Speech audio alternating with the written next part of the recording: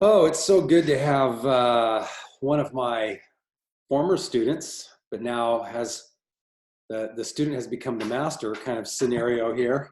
Brian LePort, known Brian for, gosh, I mean, what year were you at Uh, Stockton? Fall 2001, I think, would have been when I arrived in Stockton. Okay, So a long time ago now. and you graduated in 2004 Five, from 2005. 2005. Yeah. Okay. Yeah. Right. 2005. Um, it's great to have you on the call, Brian. Not only did I have Brian as a student many years ago, but Brian is one of our diaspora here from Lighthouse. He came over while he was going to school. He came over for several. Um, he would come over on the weekends and help out, and then eventually moved here after he graduated. Moved here, and he helped with teaching. Brian, I think you did a little bit of everything. Everything, yeah. You slept on garage floors. I Yes. mean, you were true missionary. Well, a little known secret, I didn't tell you guys this that much, but when I worked at Starbucks a couple blocks away on Van Ness and Bush, since I had a key to the building, sometimes if I had an opening shift, I would show up at the church really late, go down the basement and find one of the closets and sleep there and then wake up really early because it was easier than getting on a bus at like 3:30 in the morning because I lived down by SF State. And so you'd have to walk all the way up to Right. what's that little neighborhood? I'm starting to forget my neighborhoods now, but the neighborhood where the train kind of comes out from under the hill. The Muni comes out from under the hill. I think it's Noe Valley or Coal Valley. further down than that. Like you're headed toward SF State, like where it comes out, and then some of it goes down. Some of the Muni goes over to the zoo, and some goes down to SF State. I'm trying to think of. West Portal. Yes, West Portal. I knew there was a P in there. I just couldn't think of what the. I was Yeah, on the the West wrong side Portal of the station. mountain. Yeah, West Portal. Yeah, So if yeah. if if I was gonna do like a 5:30 opening shift at Starbucks at Van Ness and Bush, it meant waking up at like 3:30 at my apartment, getting dressed, getting out there, and then walking all the way up to West Portal from SF State, catching a bus that went down over the hill, and then down through the Castro, came down, and then dropped me off at Van Ness, and I have to walk all the way up to Van Ness and then be there for my shift. So a few times I was like, this is just exhausting. I have a key. I'll just sleep in the basement of the There you church. go. And so I would Yeah, sneak in the basement. yeah. That's So awesome. That's yeah, a that's a good. fun story. Yeah, that is a fun story. Um, Brian, for those in our church community that have never met Brian or don't know Brian, there's a lot of new people. Just the transient nature of Lighthouse and of San Francisco. Uh, Brian went from here on to get his master's degree, and then continued on and got his PhD at the University of Bristol in theology and religious studies. Yeah. And so Brian is just a favorite student of mine, so well studied and loves to write and loves to read and well researched. And last week we were just catching up on the phone talking, and I said, hey, we're doing this. I'm feeling led to do a series on the book of Revelation, just as a way of inspiring people and giving them hope during what we're going through right now with the sheltering in place and the coronavirus. So Brian, I called him just to kind of bounce some things off of him. We started talking. I'm like, yeah, we're just going to interview Brian, and we'll just have Brian on the call and let him share. That'd probably be a little bit better anyway. That way, get another voice in the mix. But we were talking through the book of Revelation, and you brought out some thematic, I guess you could say, some motifs of Revelation that really speak to this time as a way of kind of providing hope and life. And so I would love for you just to dive in at whatever point you think would be, I guess, you can wade in if you'd like, or you can just dive in, make a big splash, and we'll go from there. Okay. Yeah. Well, I'll wade in. I'll wade in the same place I waded in during our conversation, which is with the admission that sometimes I try to avoid the book of Revelation for long periods of my life. And that's mostly because of how it's been used, especially in modern era, the last few hundred years, whether it be people who are looking for the Antichrist to pop out from a bush and take over the world, or decoding symbols that end up for some way coincidentally being their least favorite politician. The beast is whoever you don't like, right? And so the book of Revelation, when you get into it, you find yourself with some less than ideal dialogue partners sometimes. And so that makes me really hesitant to dive into it. But then as I was talking to you about it, I remember that the book of Revelation is also a text that speaks from the position of Christians, at least a Christian in the first century, who was being oppressed by a superpower, that being the Roman Empire, that it didn't matter how much strength you mustered, you weren't going to form an army that was going to overthrow Rome. If Rome said jump, the question is how high? That's the kind of world that John of Patmos, or John the Seer, who is the author of this book, lives in. And so when you read the book of Revelation, you're reading someone who is trying to attack back a force that's so big that they can't use the physical means that they may want to. They can't, again, muster an army or go out swinging. They have to do something that's subversive, that undermines the power claims of that particular empire, that makes people second guess and question the narrative that that empire is trying to declare to the world. And for Rome, that's the Pax Romana. That's, we bring you peace. We bring you civilization. All you have to do is submit to us. All you have to do is listen to how we say the world works. All you have to do is look at the way that we view morality and the gods and so forth and so on. And if you'll submit to that, you'll receive peace. And for John, that was not negotiable. He had his particular Jewish worldview. He had his particular Jewish view of God. And it was shaped around his understanding experience that the Jewish Messiah had been murdered by Rome, but had also been resurrected by their God, as a overwriting of the claim that Christ should suffer and die, instead saying, no, this was the vindicated one who is truly the Messiah. And as the very beginning of the apocalypse shows, he has this vision where he sees Jesus as the Son of Man. We can get into that more if we want to later, but the Son of Man is this apocalyptic figure from the book of Daniel who is basically a somewhat human individual, but also a heavenly individual who's given authority to reign over the kingdoms.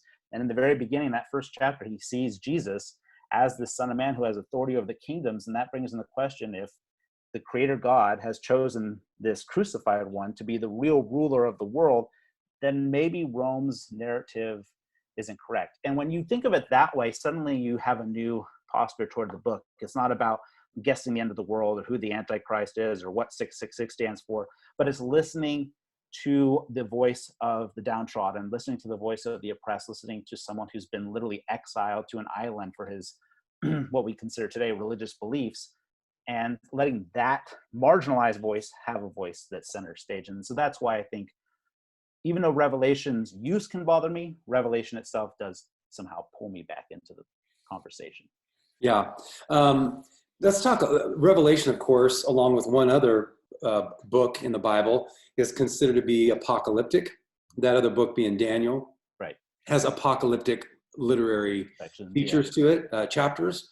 And Revelation is considered to be apocalyptic as well. When we think of apocalyptic, at least in pop culture, we tend to think of the end of the world. You know, we think of apocalypse as a nuclear holocaust, a pandemic that completely wipes out humanity, or a some other kind of, you know, end of history, into history, and that's typically how that gets defined now. But share with our listeners what the word apocalypse means and what that word would have meant to John the Seer. Yeah, the word apocalypse is derived from a Greek word that we have translate something like revelation or an uncovering, and that's a better way of thinking of it. It doesn't mean that this uncovering can't tell you something about what an ancient Jewish sage may have envisioned being the end of the age as we know, or the end of time as they understood it, or the end of the world order as it is presently established. But it didn't necessarily mean that. It had to do with something more akin to having your eyes open to where you see a spiritual reality that's in parallel to our physical reality. Whenever I teach the book of Revelation to my students, I like for them to think about, if they've watched it, the Netflix show Stranger Things. I won't get too much into it for those of you who are 4 years behind the pop culture curve, but in Stranger Things, there's a realm that we're in, and then there's this realm that's basically our world, but dim and dark, and there's other creatures, and it's called the Upside Down. And these two worlds in this Netflix show, Stranger Things, run parallel. They coexist, but sometimes one of those worlds breaks into the other. And that goes, in my mind, goes all the way back and is a perfect modern pop culture way of talking about apocalypse. So we have a genre of Jewish literature that's apocalypse or apocalyptic literature that has a lot of these themes. As you mentioned, the book of Daniel has parts of it. There's other pieces, maybe we might say, in the book of Isaiah, and definitely the book of Revelation is a huge chunk of this, when it's more of a literary structure that's full of symbols and metaphors and mythological creatures. But you don't necessarily have to have that genre to get apocalypse. So apocalypse can be even the Apostle Paul saying that I did not, I'm paraphrasing, I did not know that Jesus was the Messiah, but God revealed his son to me. I had this apocalypse where suddenly I saw something I had not seen before, I saw something that if I would have just used my natural vision or my natural way of thinking, I would have never have arrived at that conclusion or had that. So it's a passive thing. It's a revealing. A divine actor comes from the outside and says, here's something you would have never seen otherwise. And that's the best way, I think, to start off with talking about apocalyptic literature or an apocalypse in Jewish and Christian theology, because you're starting off with the broad picture. Again, it could come back down to something like what we might call the end of the world, whether that be, again, the movie zombies running around and this is the end of humanity, or an asteroid comes out of the sky. Those can be apocalypses in some sense, but that doesn't necessitate the same way that an unveiling, which is why, again, I like Stranger Things as a better pop culture reference than, say, World War Z. So let's jump into maybe how this book relates to how it relates to our times. I think last week when we were talking on the phone, you were mentioning a book that had been very, or an author that had been really instrumental in kind of helping you come to understand the times in which a lot of scripture was written or how it came together. And I think that might give us more appreciation for the book of Revelation. If you could just kind of set that up for us here. How does this book and even Hebrew scriptures come to us, and in some way kind of it relates to a little bit of what we're walking through currently? Right.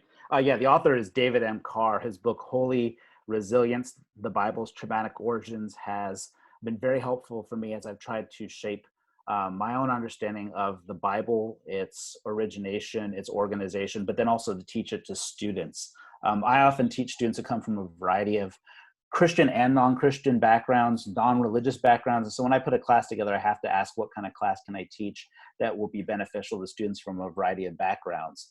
And I've decided to look at the literature and how it was formed, or what was the impetus for its formation. And for me, that's what I would call collective trauma. Something that shakes an entire society, that a society can say, wow, we went through that together. When I was a kid, adults often talked about Pearl Harbor as a collective trauma, or the assassination of JFK, speaking obviously from an American perspective. My freshman year of college, and until recently, the collective trauma that I would reference back to and try to connect my students' thinking to was 9/11, where we felt invincible. We didn't think there was any way an outside force could ever strike us here on our land. Maybe an American could die abroad, but we would never be able to actually be violated here on our land. And 9/11, with the symbol of the trade towers and all the power that it represented with our economy and military might crumbling, it was a metaphor that was actually happening in a physical way.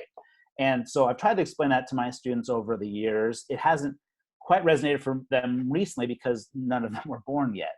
So now I have this, not that I'm excited that, hey, look, I have this teaching tool, but we're now going through this moment where we're all seeing society as we've understood it, and we're having to completely rethink it. Who is the most valuable workers in our society? Is it the billionaire that owns a bunch of big companies, or is it the person that's working for DoorDash that's bringing you food, or working at a grocery store and stocking your shelves, or nurses and doctors who are risking their lives to fight against the pandemic? What is the right way to treat your neighbor? Is it all about whoever is the most creative and innovative person for inventing business, or is it about creating some kind of communal way of living that allows everybody to be protected? Because if one domino falls, a lot of dominoes fall.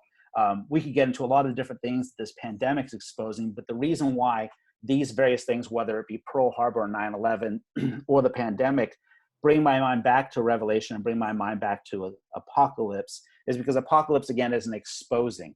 It shows you things you would not have seen otherwise.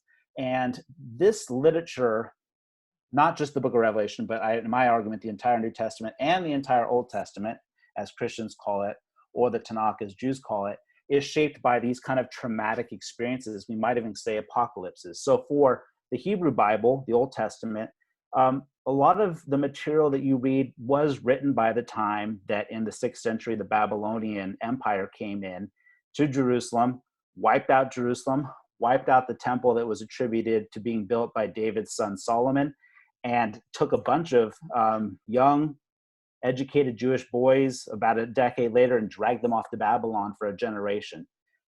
And so it was in this moment where these Jewish people were saying, wait, I thought we were the people of God. Wait, I thought the temple was God's house. How do we as the people of God and the temple as God's house, how do the Babylonians come in and do this? And that shook up the way that ancient Jews thought about themselves, about their God. If you look at some literature, you might not think about it in light of this destruction of the temple in the 6th century BCE. But if you look even at things like the book of Job or the book of Proverbs or the book of Ecclesiastes, and they ask these hard questions when something bad happens, is it our fault? Is it God's plan? What's going on here? So a lot of this literature, whether it be the book of Genesis in the way it's telling certain stories, or the Psalms, like we were talking about off camera, there's the Psalm where the psalmist says, you know, God, look what they've done to us. I wish you would take their children and smash their children against rocks like they've done to us. There's this real angst and anger that we find in the Bible. And in some sense, you could say that's an apocalypse. They're seeing that their views of God, their views of the temple, their views of their own security as God's people, they had wrongly understood it, and they were seeing something new. Fast forward almost 6 centuries later, actually about 6 centuries. So the first temple was destroyed in 586 BCE, and Jesus of Nazareth is executed in 30 CE, so that's about 600 plus years. And then the second temple, the Jews rebuilt their temple in the year 70. That's now over 600 years later. The Roman Empire comes in, and they destroy another Jewish temple. And the Jewish people are going through the same question again. What did we do wrong? If God lives in the temple, and this is his house, how did this happen? If our God is the creator God, how does Rome with all their gods overcome us? Christians have been asking for 40 years. If Jesus is our Messiah, why was he executed by Rome? How come this is what happened? Why is he not reigning in Jerusalem as the king of the world, as was expected by our sages and prophets as a Davidic king? And you can see then what emerges from Jesus' execution and the destruction of the second temple.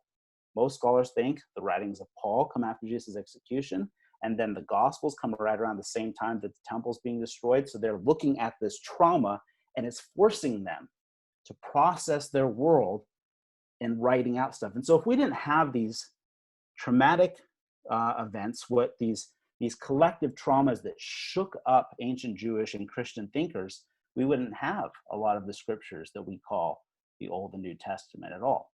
And so while I don't want to say it's a hard and fast use of the word apocalypse, in some ways it really is. And in some ways, what we're experiencing now is a form of apocalypse if we're looking at a revealing and exposing us seeing things completely new way.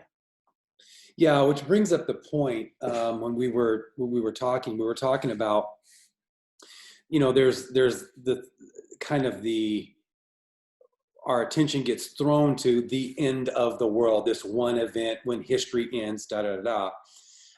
But in another very real sense, and perhaps in a much more real sense, there's always an ending and a beginning, a continuum of endings and beginnings that occur. And Revelation really can speak to those moments where the chaotic end of something happens and then the beautiful ordering of something new begins. Right. And so although people talk about the book of Revelation and talk about as the end of all things, really the way that Revelation ends is a beginning. Right. Right. And the way that Genesis begins is an ending.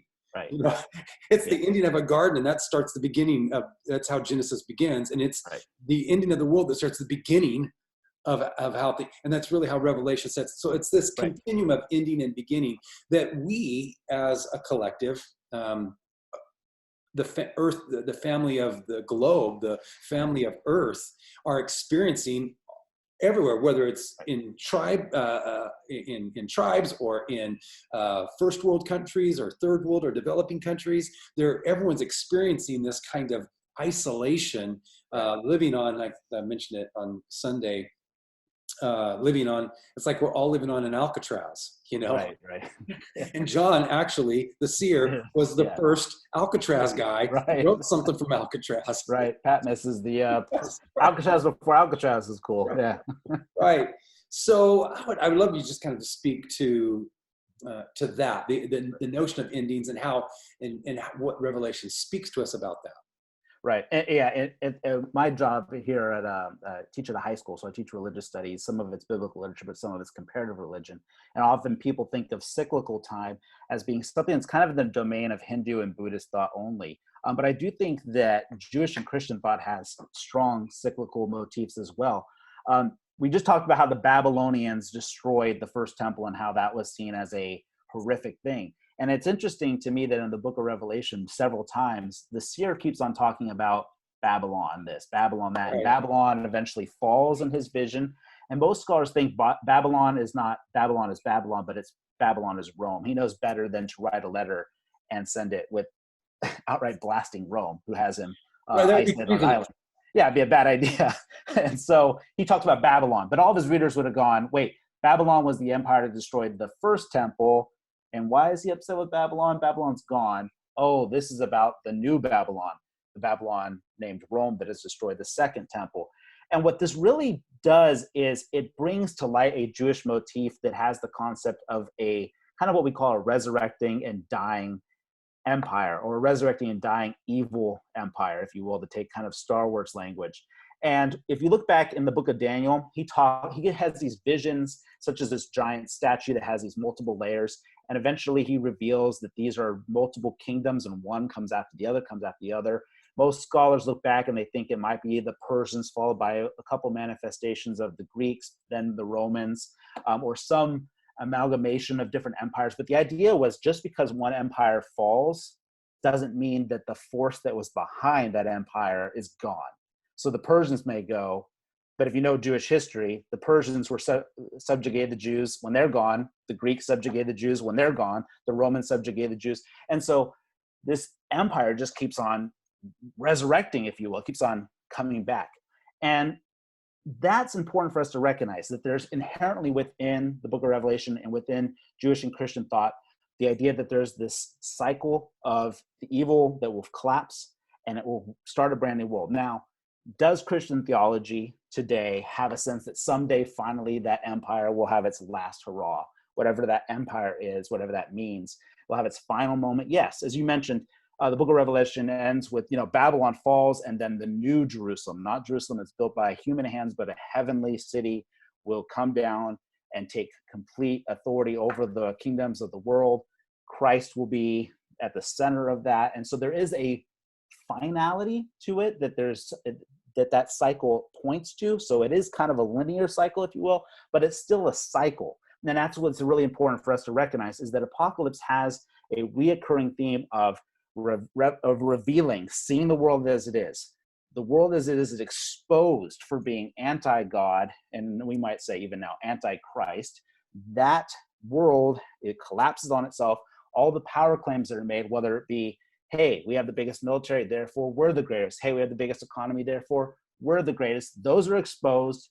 The empire comes to an end, and a new world begins. Now, that doesn't mean the new world is a perfect world on every version of that cycle. Again, the book of Revelation seems to point to someday that cycle will come to its climax, and there will be the new Jerusalem, and there will be a final heavenly victory. But it's important for us to look at these moments in human history that we might see as defeated. We might see them as devastating. You could look back at St. Augustine, when he was a Christian bishop who saw Rome fall, and he thought, well, how could the world go on? The world goes on. The things collapse, things start over. And every version of that cycle is a preview to the hope that one day the cycle will reach its climax and the heavenly Jerusalem will be the final end of the story. Um, what words, like, you're touching on it as we're moving around, you're touching on all of this idea of hope, Mhm. you know. So if you're a Christian, um, and you know, we've interviewed some of our family and some of our diaspora, some of those that are connected with us, like in Nepal, what they're going through during this time is far more traumatizing Right. and difficult than what, you know, some Americans are going through, or those that have lost their family, what they have, to COVID-19, what they have experienced, as opposed to someone who's, you know, just kind of continue on with life as a little bit different, some inconveniences, but they haven't experienced loss. But if you were to take this book and say, you know, there's a message of hope here Mhm. that comes through again and again through the symbolism, through some of the metaphors. What would some of those, and I am throwing you a curveball right now. I realize that we did not talk about this. It's okay. I'm sorry. No, I'm it's okay. sorry. What are some of the symbols, some of the metaphors, some of the icons, um, some of that imagery that John the Seer uses, that we could say have within them, you know, contained within them, memes of hope, Mhm. messages of hope for us? Well, luckily for me and for you, Jeff, there's a chapter that stands out to me that actually, when you use the word memes, it goes to my mind because I like to think of it as a meme in some sense, and that's Revelation chapter 12. So, Revelation chapter 12, you end up having this woman who is, she's got stars around her head, and she's standing on in the cosmos, and she seems to be this kind of heavenly figure. And she's this woman that interpreters go, I think this is Israel, but I also think it's Mary, but I also think it's the community of Christians, the church. And if you look at the book of Revelation, you go, yeah, it's right. It is Israel, Israel being the people who brought forth Mary, the mother of the Messiah, and and from the Messiah comes this new community, the church. And so you can look at all three of those interpretations and see it. But if you look at this particular image, there's this woman who's about to give birth, and it depicts the child that she's going to give birth as the one who's going to reign over the world. But then this dragon comes along, and this dragon is there waiting for the woman to give birth. As soon as the woman gives birth, the dragon wants to swallow up the child and kill it. And he can't. He loses the child. The child is taken into heaven, and there's this sense that that is the beginning of the dragon's demise. And then the author goes, wink, wink, you know who the dragon is. The dragon is the serpent who is at the beginning, who becomes this, who becomes that. It's Satan, it's the devil. And so you get this revealing of who the dragon is. It started off as a snake, and now it's this monstrosity that you think can't be overcome. And yet here we are with this woman who gives birth, and the child cannot be destroyed. The child survives, is protected, and there's a sense of, oops, you missed your shot. Now you missed your shot, dragon. That child will come back, and that will be your demise. And if you skip a few chapters later, evil is being destroyed by God and his Messiah. And so you see the missed opportunity. Well, this is a meme. The meme, if in memes in culture, are you take one image and then you just kind of keep on recycling it, right? Well, let's think about it.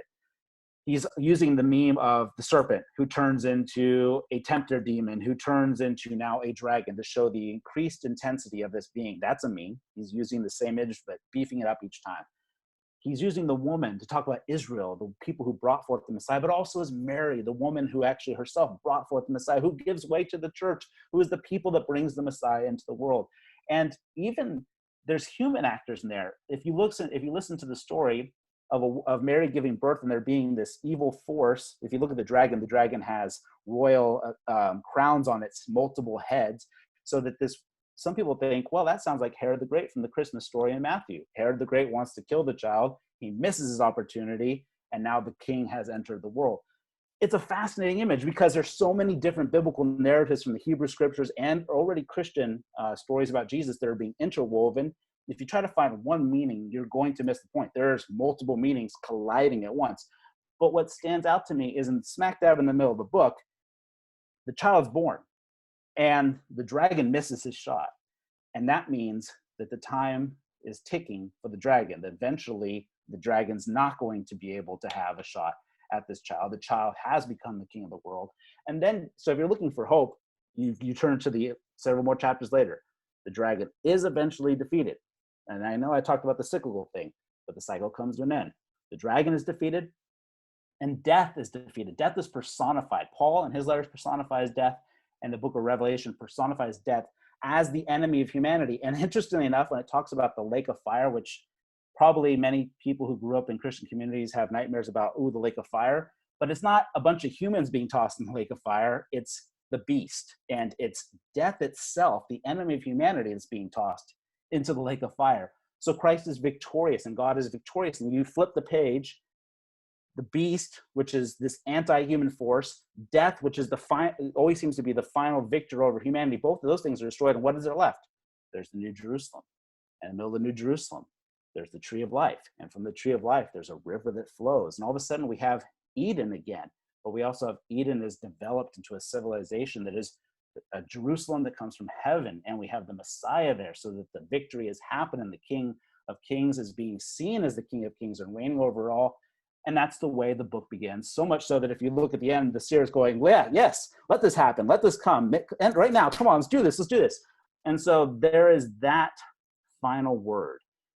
It may be a book that has multiple cycles. If you look at all of the plagues and things that happen, they happen in cycles, sometimes cycles of 7. The book is cyclical, but it has an ending, and has an ending that is a victorious ending, has an ending that peeks back to Genesis and says the garden has become the garden civilization. There's been progress. There's been a development. It's gotten better than, not necessarily just going back to where humanity starts in the Jewish and Christian story, but it's progressed and become better than the Adam and Eve paradise of the book of Genesis. I think that's what gives hope. Now, what does that look like? Does that mean, is this, earth renewed or a heavenly realm after we die, the resurrection of the dead? There's a lot we could get into there, but the main point is that Christ and God through Christ is victorious over the dragon at the end of the book. And I think that's what stands out to me as the message of hope for this book. Yeah, that was beautiful, by the way you walked through the woman in Revelation 12. It's funny because you hear people debate who she is, right? Within Right. the theologians debate, but I would agree. I think there's these layers of yes and, You're right. Not either or. So I think another maybe question or comment that I have that I would like for you maybe just to provide some context to. It seems to me when I read the book of Revelation that that John is wanting not to get people into a place of comfort to where they do nothing and they just kind of wait for that pie in the sky to arrive. Mm-hmm. In fact, if you read chapters 2 and chapter 3, when he's talking to the church, he is like, this hope that I'm giving you, these words that I'm bringing to you, they should cause you to act, to live, to not cower in fear, because we have a lamb conquering a dragon. Right.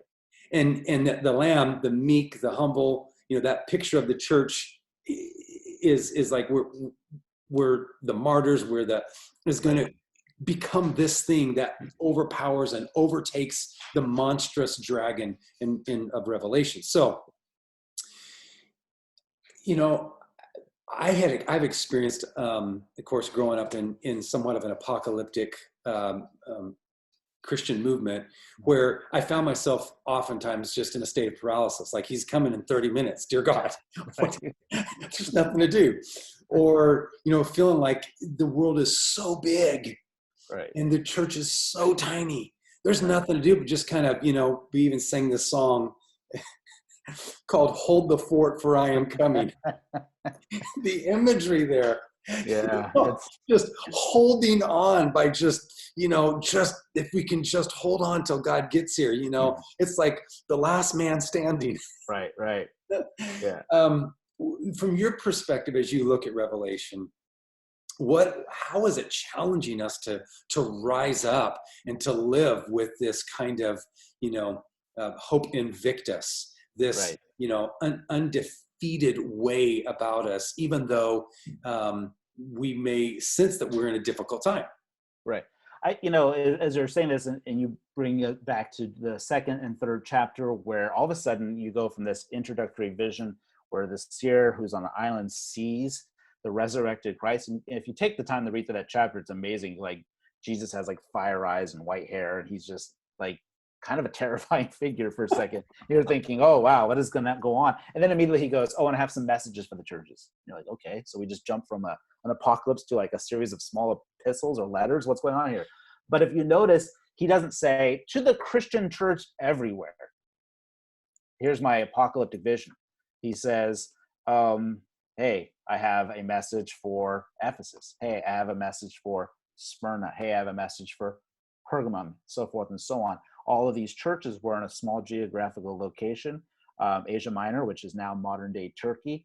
And he doesn't say, you need to go and worry about everything out there. Smyrnans, I need you to worry about getting to Spain. He doesn't say that. He says, Smyrnans, you're the church or the ecclesia or the community that's there. You're the representatives of the kingdom of God there. Here's some things in almost every letter, sometimes there's no compliments and sometimes there's no negativity, but most part it's, here's something you're doing right as my representative outlet of my kingdom. And here's some things I'd really like you to work on soon as a representative of my kingdom. But that's it. It's, you're the kingdom of God in Smyrna. You're the kingdom of God in Philadelphia. You're the kingdom of God in Laodicea. What's your responsibility? Smyrna, Philadelphia, Laodicea. Now, this is not to say that there's not rule for people who may have a broader multi-city, multi-nation responsibilities. Christians have had that for years, whether it be the concept of missionaries or evangelists or bishops, so forth and so on. But not every Christian is a missionary or an evangelist or bishop. By nature, they're not. And that means that this apocalypse begins with a breakaway to letters saying, here's what you as a community in your place need to do to represent the kingdom. Christ will take care of the cosmic stuff, but you're the representative in your place and time where you're at. And I think that's an amazing aspect of the book that really stands out as what's your responsibility? Be the kingdom of God in your place. And that's what your job is. Beautiful. Any final words you'd like to say or share? Well, thank you for giving me the opportunity to talk about this. I love talking, obviously, about the Bible, about Christianity, about religion in general. And thank you for the opportunity to get together with you as an old friend and mentor. It's been almost 20 years since I took your class on the Gospel of John, focusing on the beloved disciple.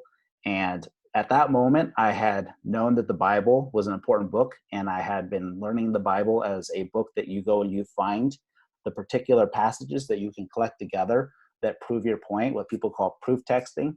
And I took your class and you were looking at themes in the Gospel of John, like the beloved disciple. And suddenly, for the first time in my life, I went, oh, this thing's like a literary masterpiece. Oh, there's a lot more to this than just finding the passages that you can wield as weapons to prove your ideological worldview against other people. There's way more to this. And if I hadn't had that opportunity to be in your class almost 2 decades ago and had that encounter with the Gospel of John, and R. Alan Culpepper's book on the Gospel of John, what's the title of that one? The Anatomy of the Fourth Gospel. I would not have seen the Bible with fresh eyes the way I really needed to see the Bible in my late teens, early 20s. And so this conversation cycles back 2 decades now from that class then. So thank you. Oh, you're dating me. Now I feel really... I'm old too, though. The fact that we know each other this long is... Yeah. It's beautiful and sad. I see you have a little bit of gray going on there. I do, and it's funny because it's just like this patch, and then it goes dark behind, so it looks like I'm wearing like a chin pad, like a football, like a punter or something. I just need to get It's just this one skunk streak of, this is my. You talked about going to school as long as I did. There you go. I don't even need to show you a degree on the wall. There it is. This little patch right here. All the stress. Oh, Brian, great having you on the call. Thank you so much for sharing with Lighthouse. And when you're back in the city again, you'll have to come to Lighthouse and share. Sounds great. Yeah. By the way, Brian is a Bay Area native, so Right. Napa. San So Francisco is his home. Yeah, Napa. yeah. Napa's where I was born and raised. Yeah, but San Francisco is the city. So Yeah, that's it. mothership. Thank you, Brian.